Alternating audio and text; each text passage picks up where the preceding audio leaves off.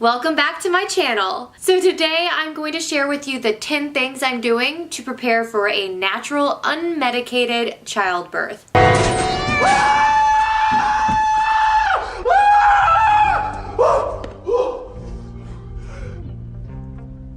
That was scary.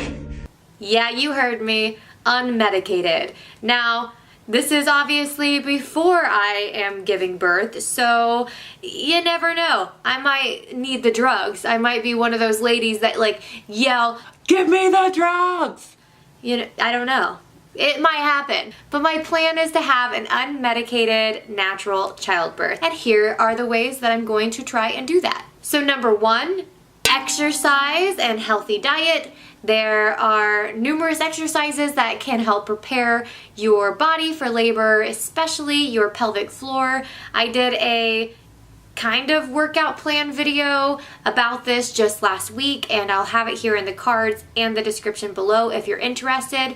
I just kind of go a little bit more in depth on what actual workouts I'm doing as far as healthy eating. I've read about a lot of different foods that are supposedly helpful in preparing your body. Obviously, eating healthy is going to be good for you, period. So number 2, practicing breathing and relaxation. I'm sure a lot of you have heard of hypnobirthing. I did a lot of research on that, and what that really is just learning to breathe and relax. So I've done a lot of research on this and even listened to some interviews with doulas, and I've done a lot of research on those who have had unmedicated childbirths and the breathing techniques that they were taught, and I think that they sound pretty helpful. One of the things that I thought was most helpful was how they talked about each contraction being around 90 seconds. So if you look at it, that's around 3 big breaths. You'll have the first breath is you gearing up. That's when that contraction is slowly going up. And then the second breath is when you're at the peak, the worst part of the contraction. And the third breath is your way down. So it's actually getting less intense. And then you have about a 60-second break in between each contraction. So I'm definitely going to try to count my breaths, and when I'm having that contraction coming on, I just will have to remember, there's 3 breaths here. There'll be 1 where it's, starting to get bad. 2, it's going to be horrible. 3, it's getting better, and then I get a break. That's something also I've heard a lot is you get breaks in between those contractions, so take advantage of those to really relax. Number 3, speaking to your spouse about your plan. My husband is 100% on board with having an unmedicated natural childbirth, and I have kept him so in the loop on everything I plan to do because it's really important that he knows what you want. You may want your spouse or your partner to coach you, or you may want them to just shush and leave you alone. It's really up to you and your preference and what's going to work best for you. I've asked my husband to talk me through each of these breaths and even through the break.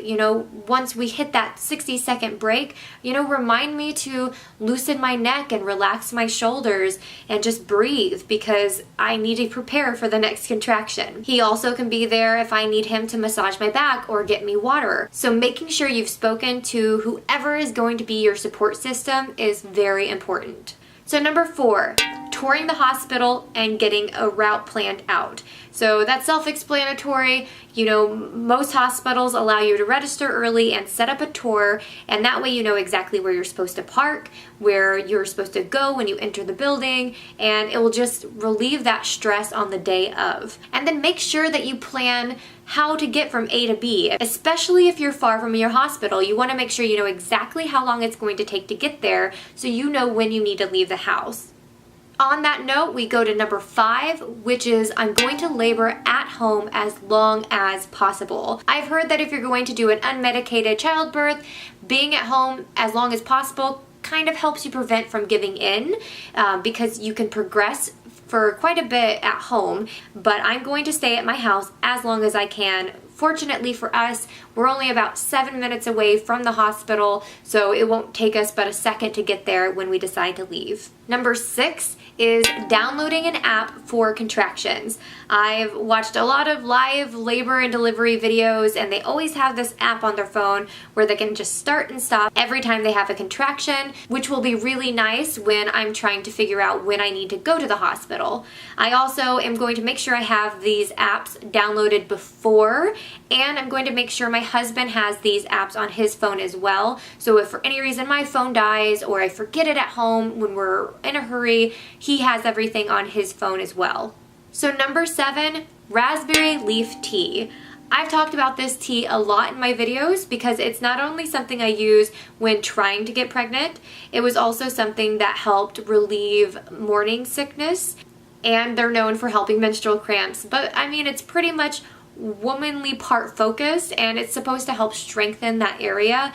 And so a lot of people recommend just to drink that tea when you're getting closer to labor. So anytime I want a warm cup of tea, that's what I drink, and I'm definitely going to drink it more frequently the closer to labor I get. Hi, I've lost my family. Can you help me? Where did you see them last? Well, funny story, but I forgot. Oh, sweetie. Do you want to come swim with us? That is the nicest offer I've gotten all day. I think. I can't remember. Anywho, thanks, but I'm looking for someone. Number 9, ignore all the negative stuff. You're going to hear so much negative stuff coming from people, whether it's a bad labor and delivery story or just even somebody having doubt that you can do this unmedicated. You just want to make sure you push all of that aside. Only listen to positive stories, positive affirmation, positive encouragement from your support system, and don't be scared to tell your friends and family that you don't want to hear anything negative, especially when you're closer to that time of labor. As much as I'm trying to prepare my body for labor, I really have to prepare my mind too. I want to go into labor extremely relaxed, knowing that I can do this, because I feel like that's the only way I'm going to be able to do this unmedicated. Just make sure your family is on board and they know that you only want to hear the positives. Number 10, make a list of all the places that you can move around to when you're having contractions. I've heard that this is extremely helpful as well. There are many different positions that you can get into while having contractions that are supposed to help relieve the pain of the contraction.